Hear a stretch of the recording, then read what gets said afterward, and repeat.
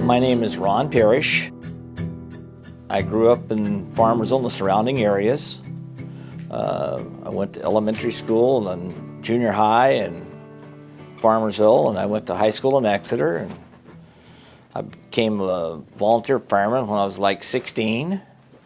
At the time, CAL FIRE had the contract with Farmersville, and so I did that my whole life, and I'm still on their roster. But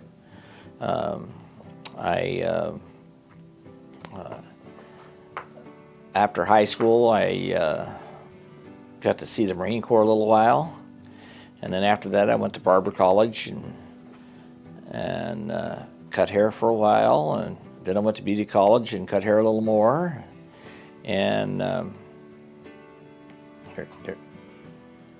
then when the county did away with their contract with California Division of Forestry, they started their own department. I got picked up full-time. So they're both like dreams. There's not very often that people can do things they love. I love cutting hair. I love the contact with people. And the biggest thing is both jobs have that, and they overlap in.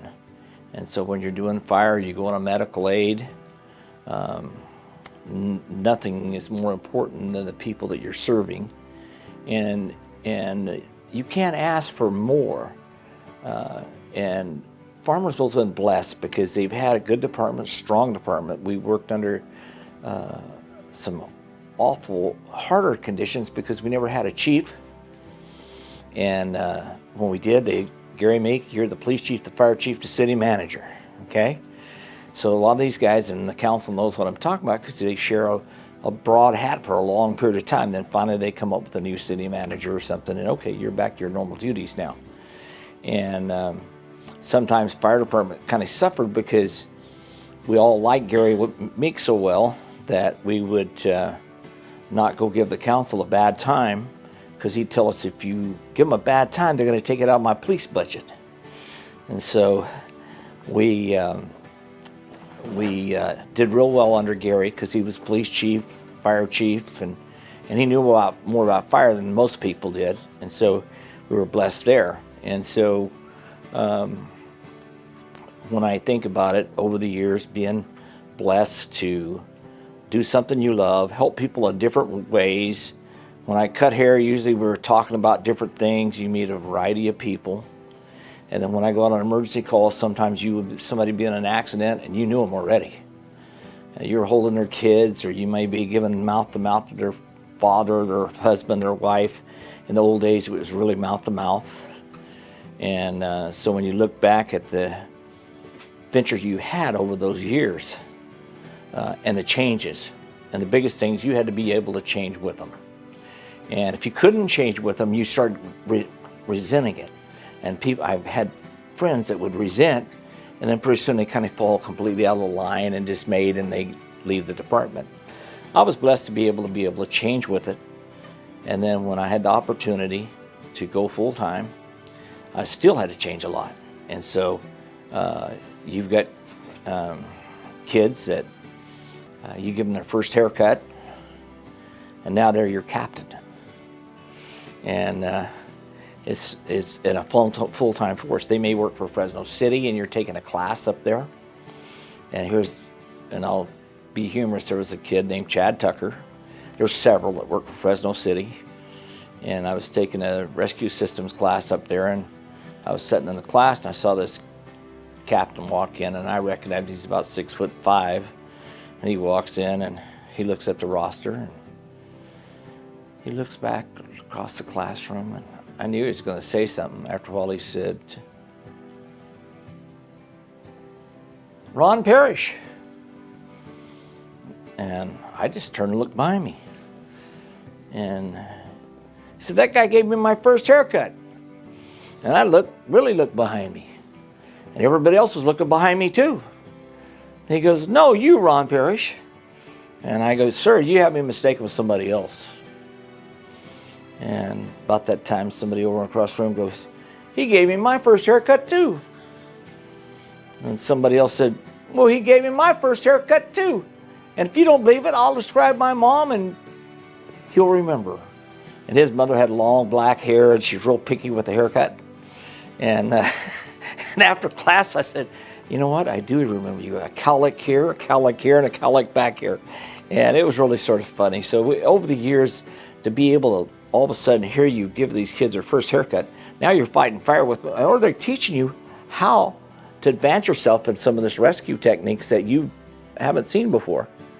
It was really a blessing to be on that, at that level with these kids. And to take the energy they had and utilize it.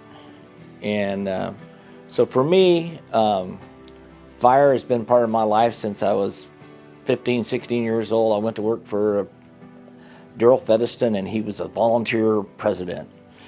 And so back in the early days, after school and that kind of thing, he's like, come on, we got a grass fire over here. We're doing this or that. And it was so informal back then.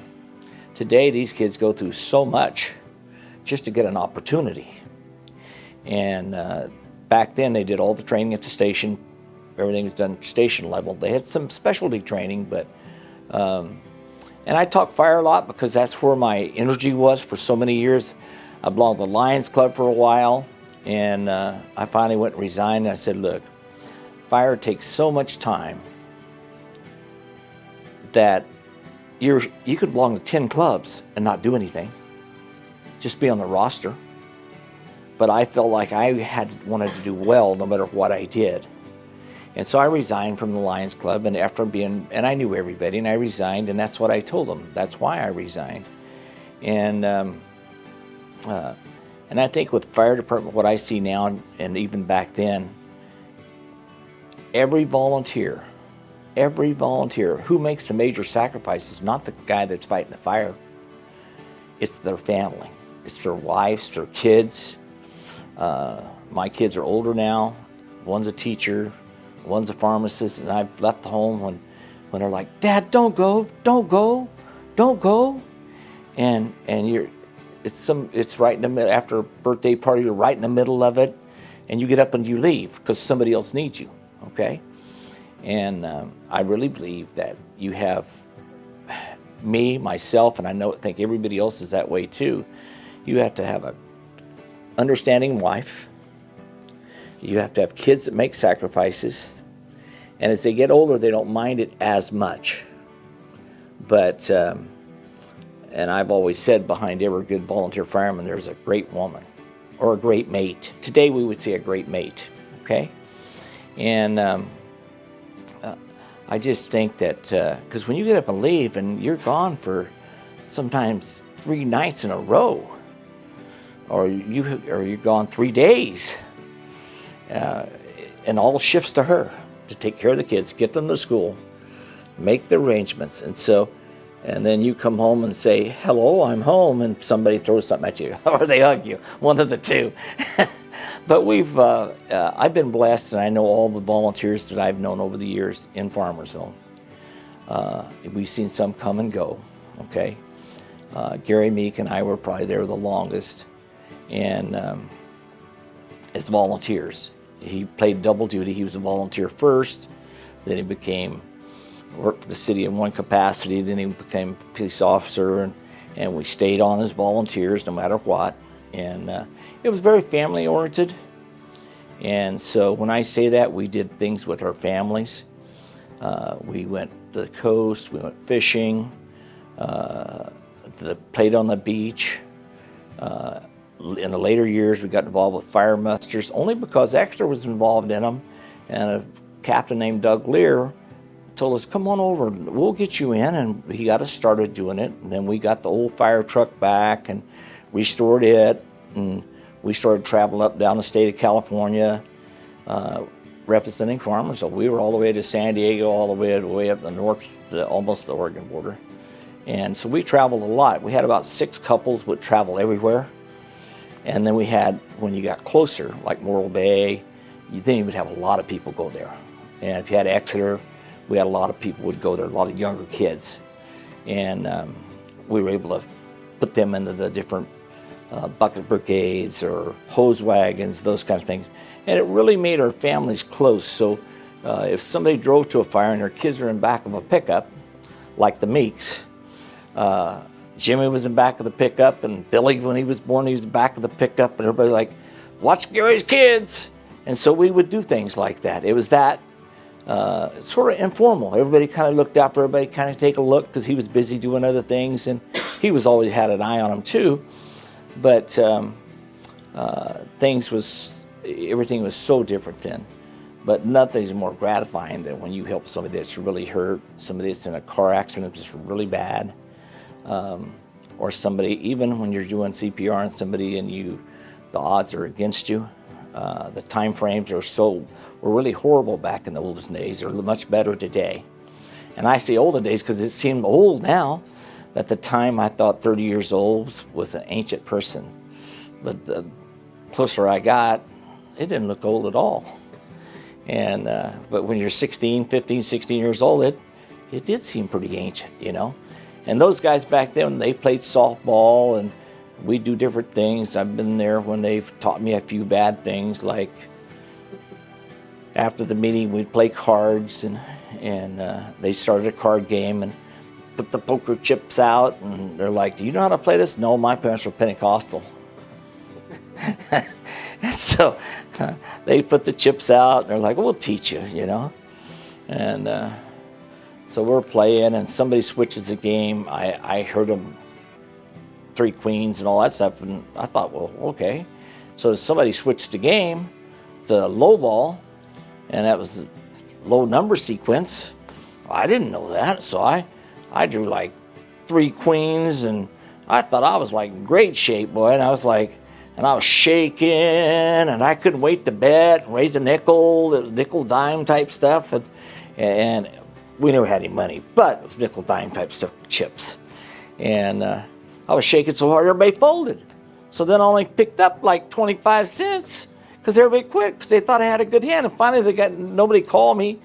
And so the guy I was working for after school, Daryl Featherston, the president, he's like, we're volunteer chief, whatever you want to call him, because we had a title back then. You had a chief that's supposed to know a lot about fire, and you had a president that did all the bookwork.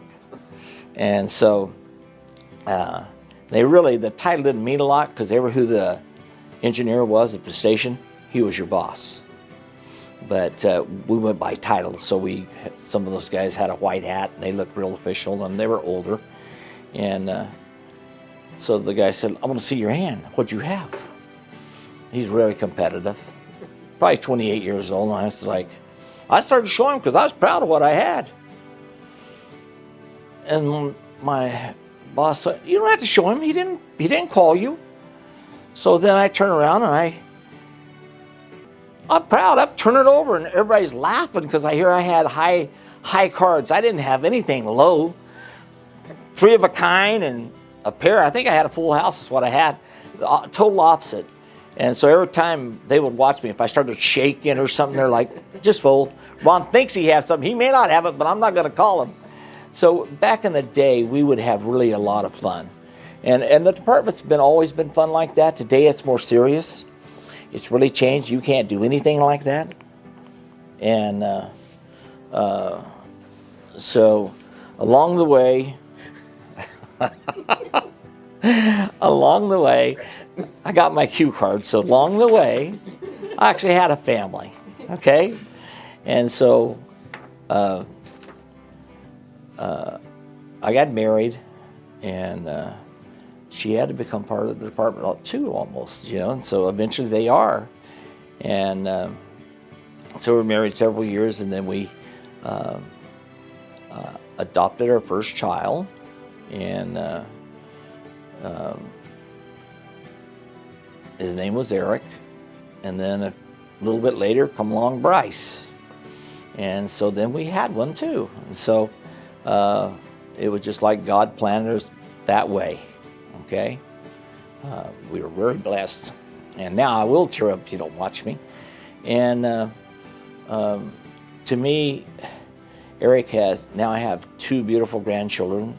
Eric got married to Tanya, and she's a teacher also, and they live in Chico, and they have 2 children,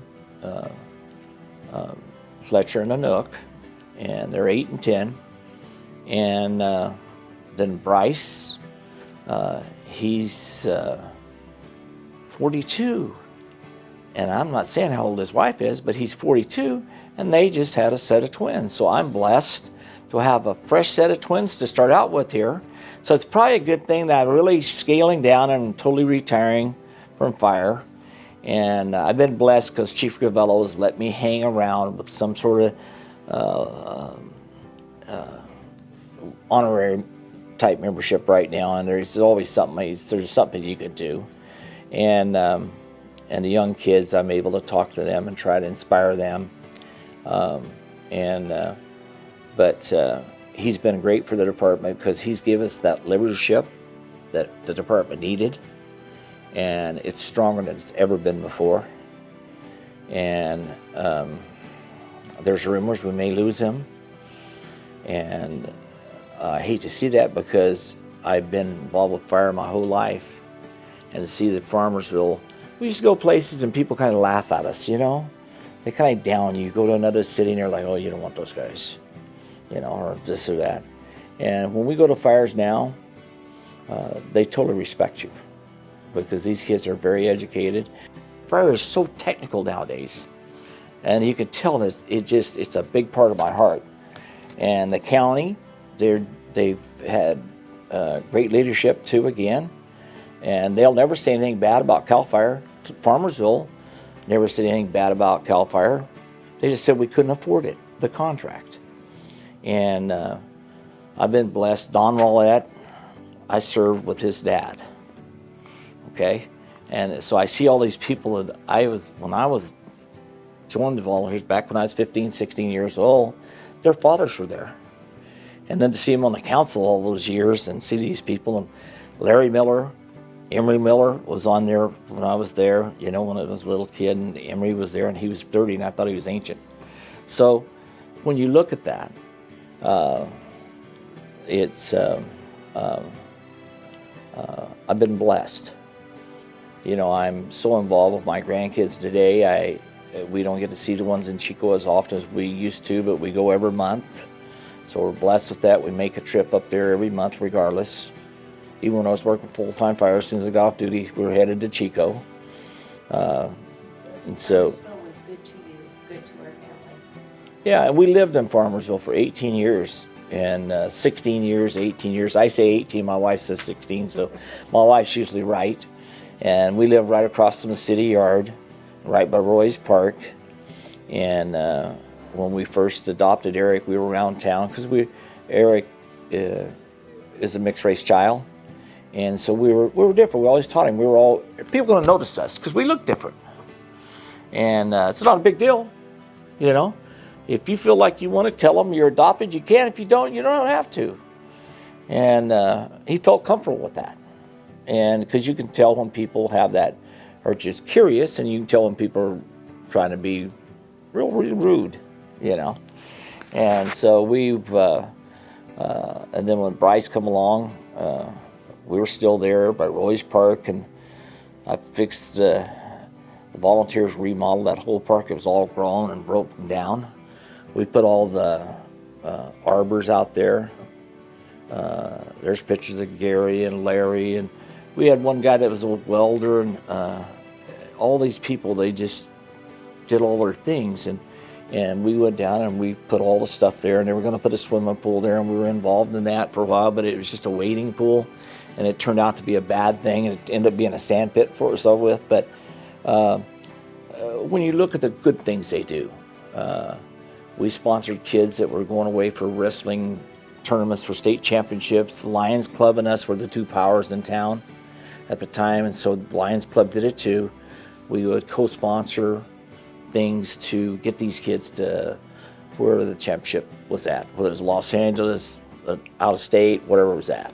And you know, there was always something. We kind of did a lot of stuff with the Lions Club.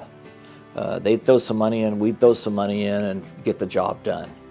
And but my wife tells me that I can be going downstream one way and all of a sudden I'll change subjects and I'll be headed over here, and she has to follow me.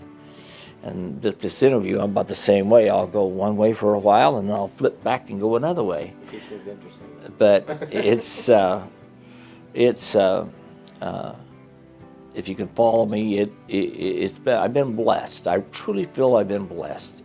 I was blessed when my parents were divorced, and this family took me in practically, and I went to work part-time for them, and they practically raised me, essentially, influenced me greatly. Truman Qualls, he had a gas station there in town, and I chased parts for him and Daryl, the fire chief, and the fire president, whichever title he wanted to go by, because they had them both.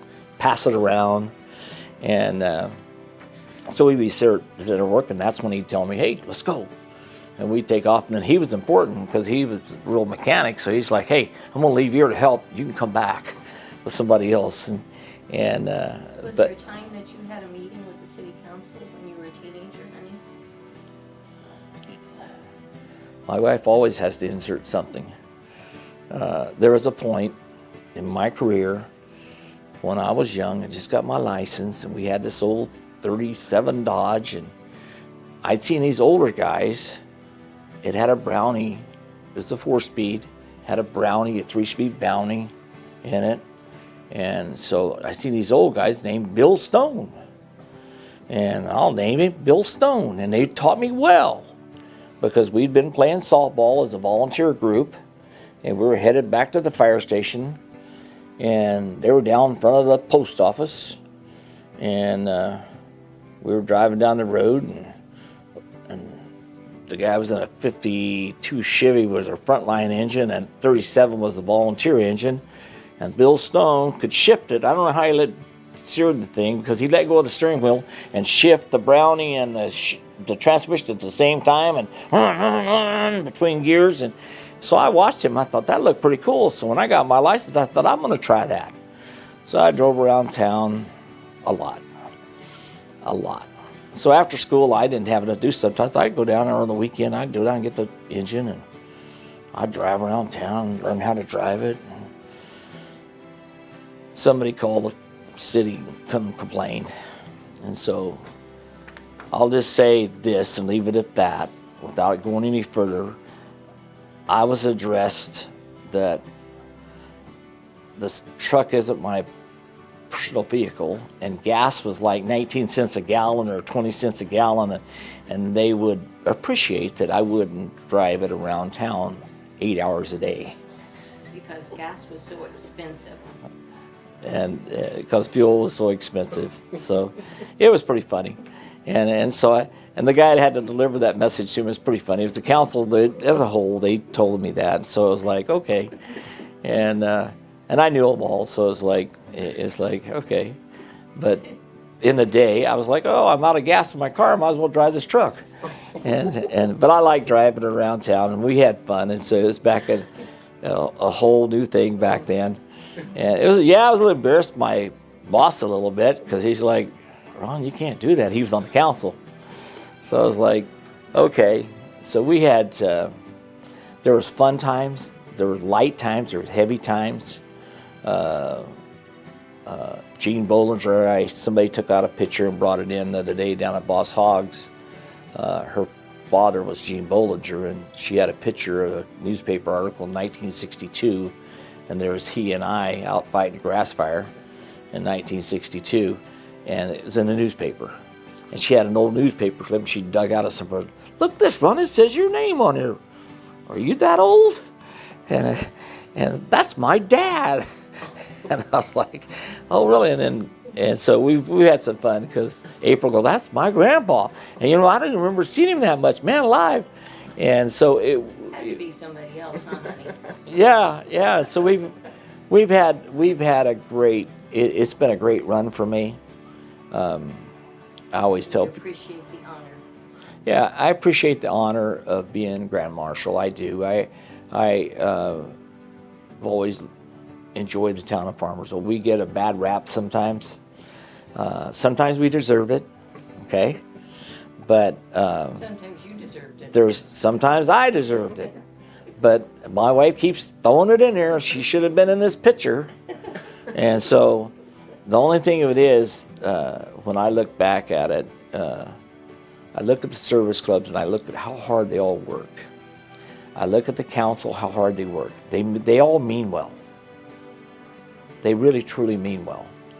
And sometimes they're influenced by different things because they don't know. Sometimes they reach out, if the right person doesn't talk to them, then they make some decisions based on what they hear or know. And same with the planning commission. There's another one, unsung. You get all these different agencies where these people work so hard and virtually get nothing for it. Okay, school board. You go on, but and sometimes you have some of these guys that serve in multi things, and their wives must really get mad at them. I mean, the only thing with fire was so bad because you didn't just go to an hour meeting and have a fundraiser once in a while. What I didn't with fire, and it's hard to get people to understand. I try to tell the young volunteers this. You got to make your wife understand that when the pager goes off, nowadays they have pagers, and it tones you out. In the early days, they just had the big siren that goes off like over at Exeter, and Farmersville had a big siren too. And so you had to wait hear the siren, then you had to go down to the station. Unless you saw the truck pass you, you had to go to the station. They'd have it written on a chalkboard in the back of the station.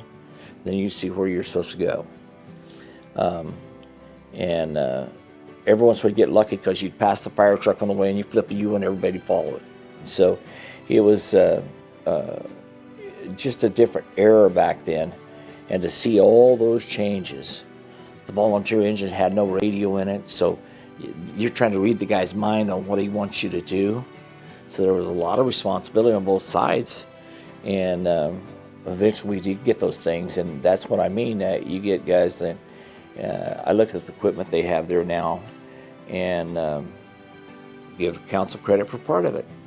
Give the volunteers credit for part of it, because I remember when the council didn't have the money, the volunteers offered up the money to pay to get that first new engine. And it was a new engine. And they went down and they offered several $1,000s they offered to pay up because the engine wasn't cheap. It was over $100,000 if I remember right. And so we saved, and that's what the carnivals we did. We sold Christmas tree sales. All those things, we kept putting the money back. And we were going to try to even build a station at one time. And because that station was built in 1948, I think it was. And Bill Snow was one of there's like Chief Geller chased down all the original members, volunteer members. And I knew some of them because I was still in there with some of them, and some of them had come and gone. So I go to back the engine in, and I'm backing in, and our equipment was real good back then too. And that's why I'm so excited about the equipment today, how good it is in comparison. And I go to back it in, and the pump had been leaking. There's water all over the floor. So I go to back it in. My boots had gotten wet. I got in the truck, and he had to put this thing over, and I started backing in reverse. And all of a sudden, just when I got almost back to the back of the garage, my foot slipped off the clutch, and it jumped over the 4x4 that was there to stop you, knocked a hole in the ceiling, shook the whole building, white chalk come down on the guy's bed. There was white chalk, sheetrock on the desk. And so, I don't think the building ever recovered. and so they had green bedspreads, and so we go there, and being the honest adults we were at that time, we went over there and we go there and we sweep off the sheetrock off the bed, and This was 40 years ago. but we missed up by the pillow, right? And then we cleaned off some of in the living room right around the door, some of that stuff where they set the doors and all that concrete, it busted out, and so a little bit later, and then there was holes because the red lights went through the ceiling, but in the garage, because there's only like an inch clearance in the old garage, and the new trucks, as they got newer, they got taller, and so there was no clearance. So right where I went over that thing, man, they went right through. There was no hiding that. So me being the honest person I was, I confessed. Hey, I think I think I might have damaged the station a little bit. What do you think? What are you talking about, Ron? He said, well, I saw that sheetrock on my desk. What are you talking about? I go, look at the garage. Look back there. There's these big old holes in the ceiling. And next day they had everybody from the county, inspectors, everybody come out and looked at it. They said, do you realize if you'd have just kept your foot on the throttle just a little bit longer, we'd have had a drive-through engine bay? They didn't restrict me, but they did kind of slap me on the hand a little bit. But it's been a fun journey, okay? And so, when I look at it that way, it's like, and I've been blessed.